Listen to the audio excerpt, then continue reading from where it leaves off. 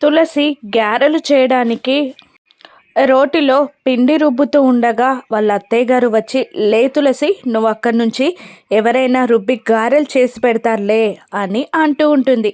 దాంతో తులసి ఏం చేయాలా అని ఆలోచిస్తుండగా సిద్ధు అక్కడికి వచ్చి, నేను ఖాళీగానే ఉన్నాను కదా, నేను రుబ్బేస్తాను అని అంటూ రోలు దగ్గర కూర్చొని రుబ్బడం స్టార్ట్ చేస్తాడు. నేను చెప్పింది రాయి తులసి అని అంటుండగా ప్యాడు పెన్ను పేపర్ పట్టుకొని వచ్చి సిద్ధు చెప్పేది వింటూ ఉంటుంది తులసి.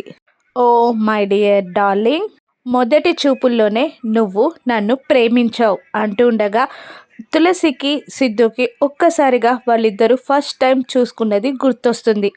ఆ తర్వాత నన్ను నీ సొంతం చేసుకొని నువ్వు సక్సెస్ అయ్యావు అని సిద్ధు చెప్తూ ఉండగా ఆశ్చర్యంగా రాస్తూనే సిద్ధు వైపు చూస్తూ ఉంటుంది తులసి. నేనంటే నీకు చాలా ఇష్టం ప్రేమ అని నాకు తెలుసు, నువ్వంటే కూడా నాకు అంతే ఇష్టం ప్రేమ.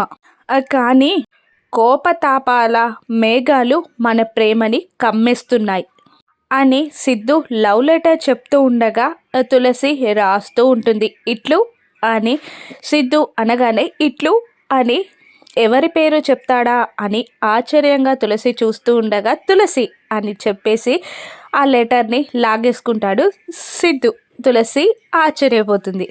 మెల్లిగా సిద్ధు తులసి మనసులో స్థానాన్ని సంపాదించుకుంటూ ఉంటాడు. వీళ్ళ ప్రేమ ప్రయాణం ఎటువైపు సాగుతుందో రాను ఎపిసోడ్స్లో చూద్దాం. Thank you for watching.